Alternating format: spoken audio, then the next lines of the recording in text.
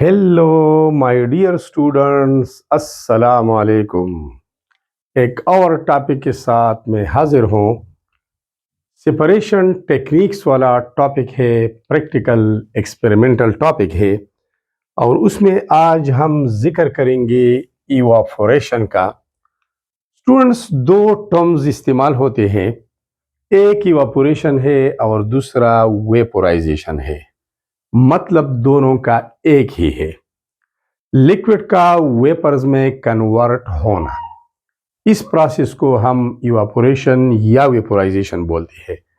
सिर्फ थोड़ा सा फर्क है, और फर्क ये है कि जब automatically without external heat liquid vapours में कन्वर्ट होता है उसको इवापोरेशन कहते हैं।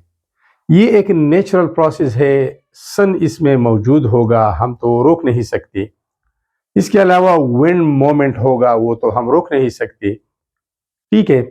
वेपोराइजेशन फिर उस प्रोसेस को कहते हैं कि जब हम लिक्विड को वेपर्स में कन्वर्ट करते हैं बाय एक्सटर्नल हीटिंग, हम उसके लिए हीट प्रोवाइड करते हैं और उस इवापोरेशन प्रोसेस को तेज कर देते हैं, तो उसको वेपोराइजेशन बोलते हैं। Let's start with the definition. First, evaporation. Evaporation is the spontaneous खुदकार, ऑटोमेटिक खुदकार। दोनों अल्फाज का इंतखाब आप कर सकते हैं। अगर स्पेलिंग ये आसान है आपको या ये आसान है, एक ही लिख के, conversion of a liquid into vapour state. एक ऑटोमेटिकली या खुदकार तरीके से खुद ब खुद लिक्विड का वेपर्स में कन्वर्ट होना, इसको इवापोरेशन कहते हैं। जैसा कि कपड़े धोने के बाद जब हम इसको फैलाते हैं और वो सूख जाते हैं, तो ये एक नेचुरल प्रोसेस है, इसको इवापोरेशन बोलते हैं। वाटर वेपर्स कपड़ों के सरफेस से उठकर चले जाते हैं। वाटर मॉलिक्यूल्स के दरमियान हाइड्रोजन बॉन्ड ब्रेक होता है, या हवा के जरिए या सनलाइट के जरिए वाटर मॉलिक्यूल्स फ्री हो जाते हैं, तो वो वेपोराइज होते हैं, इवापोरेट होते हैं। जब बारिश होती है, जमीन गीली होती है और चंद घंटों बाद वो सूख जाती है, तो क्या प्रोसेस होता है? वो वाटर मॉलिक्यूल्स इवापोरेट होकर वो एटमॉस्फेयर में चले जाते हैं। ये भी इवापोरेशन का एक तरीका है। अगर स्पिरिट या पेट्रोल हम एक कंटेनर में ले ले, थोड़ी देर बाद वो गायब हो जाते हैं, क्योंकि उनकी मॉलिक्यूल्स के दरमियान inter molecular attractive force week होते हैं, लिहाजा वो इजीली ब्रेक हो जाते हैं और सारा का सारा लिक्विड कंटेनर छोड़कर ऊपर चले जाते हैं एटमॉस्फेयर को, और कंटेनर या बर्तन खाली रह जाता है। ये इवापोरेशन प्रोसेस है। अब आते हैं वेपोराइजेशन की तरफ। The process of conversion of a liquid into vapour state. ये भी लिक्विड का वेपर्स में कन्वर्ट होना है, बट यहां पर हम लिखेंगे by the application of external heat. Heat supply करने से वो इवापोरेशन प्रोसेस जब तेज होता है, तो उसको फिर हम बोलते हैं वेपोराइजेशन। असल में एग्जांपल तो बहुत ज्यादा है, लेकिन यहां पर सेपरेशन टेक्निक्स के हवाले से हम बात करेंगे। Evaporation process is used to separate soluble solid from a liquid solution। एक ऐसा कंपाउंड जो वाटर सॉल्युबल है या किसी और सॉल्वेंट में हल पजीर है, जब वो हल हो जाता है और हमने दोबारा उस कंपाउंड को सॉलिड फॉर्म में लाना होता है, तो हम क्या करते हैं, उसी सोल्यूशन को हम हीट करते हैं। जो सॉल्वेंट होता है उसके मॉलिक्यूल्स के दरमियान फोर्सेस ऑफ अट्रैक्शन ब्रेक होते हैं, वो इवापोरेट होते हैं और कंटेनर में सॉलिड मटेरियल तहनशीन होता है। तो सॉलिड को सोल्यूशन से अलहदा करने के लिए, या सॉलिड को उस सॉल्वेंट से जिसमें ये हल हुआ होता है, उससे दोबारा सेपरेट करने के लिए इवापोरेशन या वेपोराइजेशन प्रोसेस हम इस्तेमाल करते हैं। ठीक है स्टूडेंट्स, अब हमारे पास एक सोल्यूशन है। वो सोल्यूशन का एग्जांपल हम आसान एग्जांपल लेते हैं। जब सोडियम क्लोराइड को हम पानी में डिसॉल्व करते हैं, कॉमन साल्ट जो खुर्दनी नमक है, जिसको हम खाते हैं, खाने में मिलाते हैं, टेबल में हर टाइम मौजूद होता है, टेबल पर हर टाइम मौजूद होता है, उसको टेबल सॉल्ट भी कहते हैं, इसको रॉक सॉल्ट भी कहते हैं।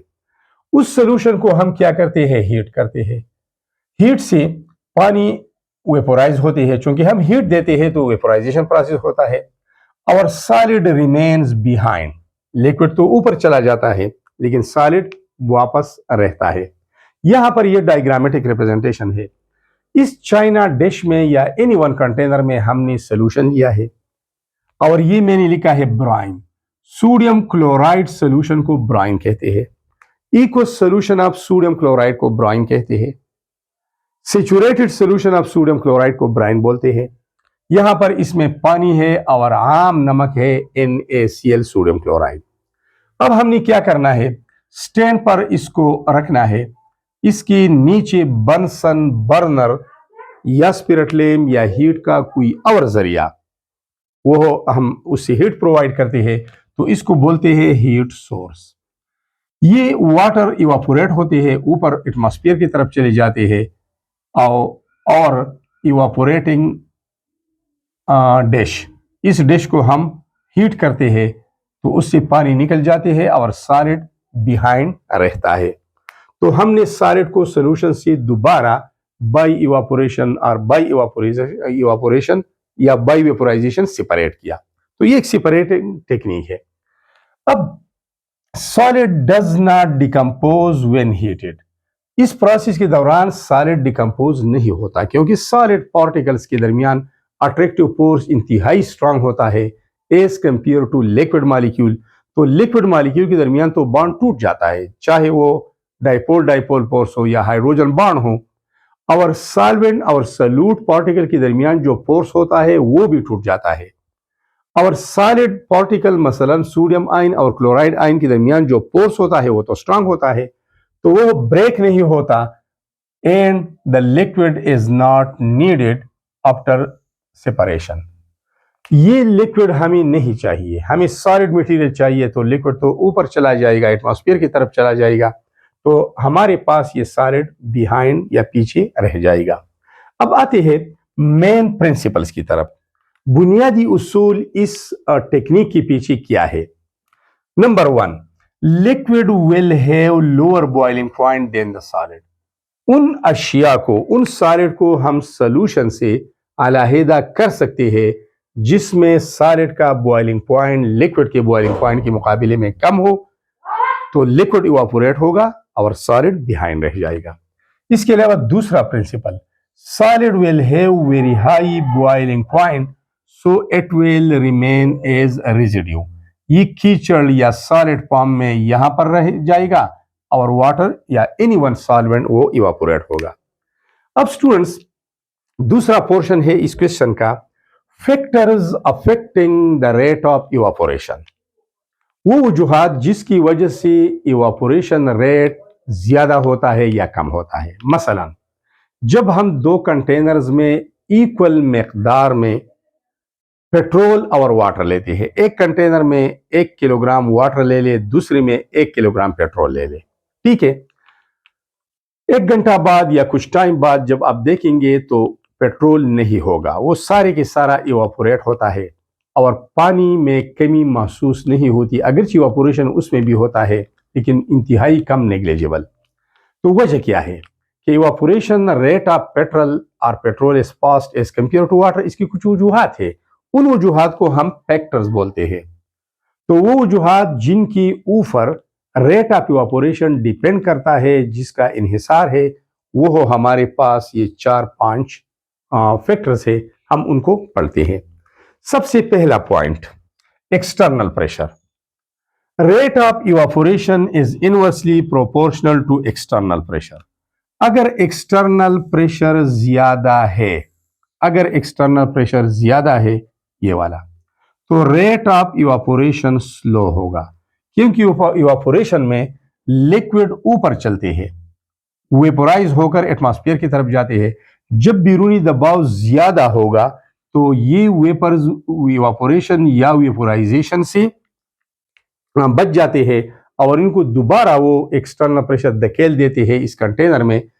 तो इनवर्स रिलेशन का मतलब ये होता है कि जब एक मिकदार बढ़ता है तो दूसरा घटता है। Higher the external pressure, lower will be the rate of evaporation, lower the external pressure, higher will be the rate of evaporation. अब आती है दूसरे फैक्टर की तरफ, टेम्परेचर। चूंकि इवापोरेशन प्रोसेस टेम्परेचर डिपेंडेंट है, टेम्परेचर पर इंहिसार करता है। जैसा कि गर्मियों में कपड़े 10-15 मिनट में सूख जाते हैं, लेकिन सर्दियों में वो 2-3 घंटे उसको सुखाने में लगते हैं। वजह क्या है? वजह यह है कि गर्मियों में टेम्परेचर ज्यादा होता है। जब टेम्परेचर ज्यादा होता है तो काइनेटिक एनर्जी ऑफ मॉलिक्यूल ज्यादा होती है। ज्यादा काइनेटिक एनर्जी होने की वजह से लिक्विड मॉलिक्यूल्स के दरमियान फोर्स ऑफ अट्रैक्शन आसानी से टूटता है और इजीली टॉप सरफेस से लिक्विड इवापोरेट होकर कपड़े आसानी से सूख जाते हैं। इसके अलावा evaporation is a surface phenomena. Top surface से इवापोरेशन होता है, फिर बॉटम तक आता है, और जब इवापोरेशन होता है तो हॉट वेपर्स तो बाहर चले जाते हैं, कोल्ड वेपर्स रहते हैं, कोल्ड लिक्विड मॉलिक्यूल रहते हैं।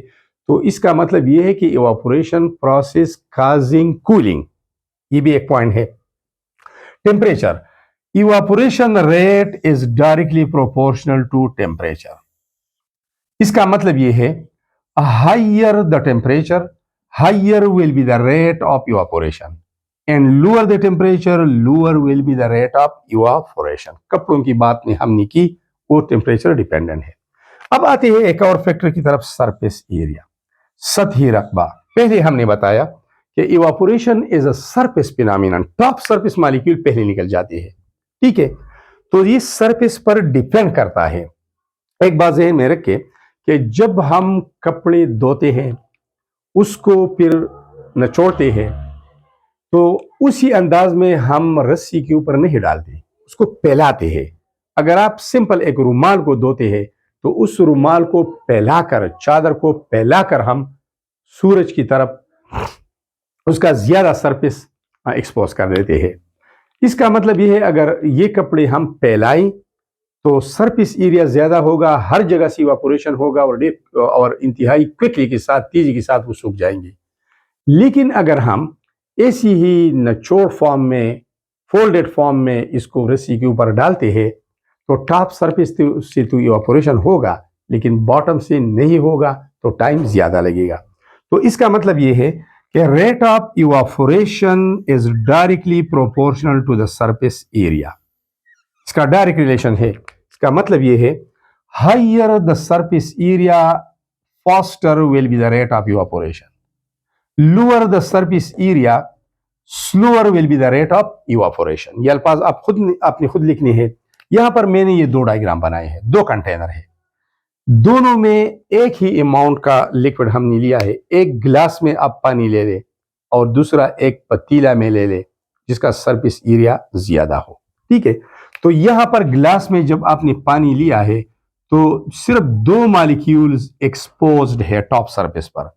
अगर आपने ओपन एक और कंटेनर जिसका सरफेस एरिया ज्यादा है उसमें पानी लिए है तो उनकी 5 मॉलिक्यूल एक्सपोज है। तो यहां पर सेकंड 2 मॉलिक्यूल का इवापोरेशन होगा और यहां पर 5 मॉलिक्यूल का होगा। तो जितना सरफेस एरिया ज्यादा होगा उतना रेट ऑफ इवापोरेशन फास्ट होगा। अब आती है एक और factor, intermolecular attractive forces, बैनुल मॉलिक्यूली कुव्वतें।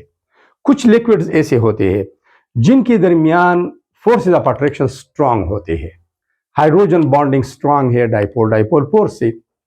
वाटर मॉलिक्यूल में पोलरिटी है, इसमें हाइड्रोजन बॉन्डिंग है। ये एक strong type of inter molecular attractive force है। इसके मुकाबले में स्पिरिट है, पेट्रोल है, डीजल है, उनकी मॉलिक्यूल्स के दरमियान हाइड्रोजन बॉन्डिंग नहीं होता। उनकी मॉलिक्यूल के दरमियान इंटर मॉलिक्यूलर फोर्सेस वो वीक होते हैं, क्योंकि वो वीकली स्लाइटली पोलर होते हैं, उनमें पोलरिटी कम होती है, तो वो आसानी के साथ वो फोर्सेस ब्रेक होते हैं लो टेम्परेचर पर और इजीली इवापोरेट होते हैं। और पानी का इवापोरेशन थोड़ा सा ज्यादा टाइम लेता है। तो इसका मतलब ये है कि rate of evaporation is inversely proportional to intermolecular attractive forces. Stronger the intermolecular attractive forces among liquid molecules, lower will be the rate of evaporation, just like that of water. And weaker the intermolecular attractive forces among liquid molecules, faster, higher will be the rate of evaporation, just like petrol, diesel and spirit ether etcetera آپ لکھ سکتے ہیں. آخر میں آتے ہیں last point کی طرف, ایئر مومنٹ اور وینڈ سپیڈ. جب تیز ہوا چلتی ہے تو ریٹ آف ایواپوریشن فاسٹ ہوتا ہے. جب گرمیوں میں ہوا آتی ہے تو کپڑے تھوڑی دیر میں سوکھتے ہیں, اور اگر بارش ہوئی ہوتی ہے تو زمین بھی تھوڑی سے ٹائم میں سوکھ جاتی ہے. چونکہ wind movement, speed of wind, speed of air, یہ ٹاپ سرفیس مالیکیول کے درمیان فورسز آف اٹریکشن بریک کرتے ہیں اور اپنے ساتھ ایواپوریٹ کر کے ایٹماسفیئر میں لے جاتے ہیں. تو اس کا مطلب یہ ہے کہ evaporation rate is directly proportional to wind speed اور wind movement. Faster the wind moment, higher will be the rate of evaporation, and slower the moment of wind, slower will be the rate of evaporation. تو students اس topic کے دو پہلو تھے, ایک تو ایواپوریشن, ویپورائزیشن اور اس کا detail مین principles تھے, اور دوسرا وہ فیکٹرز جن کے اوپر ریٹ آف ایواپوریشن ڈیپینڈ کرتا ہے, انحصار کرتا ہے. مطلب کچھ لیکوڈ ایزیلی ایواپوریٹ ہوتے ہیں, وہ وولیٹائل ہوتے ہیں, اور کچھ نان وولیٹائل ہوتے ہیں, ہائی بوائلنگ پوائنٹ والے ہوتے ہیں. تو یہ وجہ کیا ہے؟ تو وجہ ان 5 فیکٹر میں سے کوئی ایک بھی ہو سکتی ہے. Thanks allot for watching this video.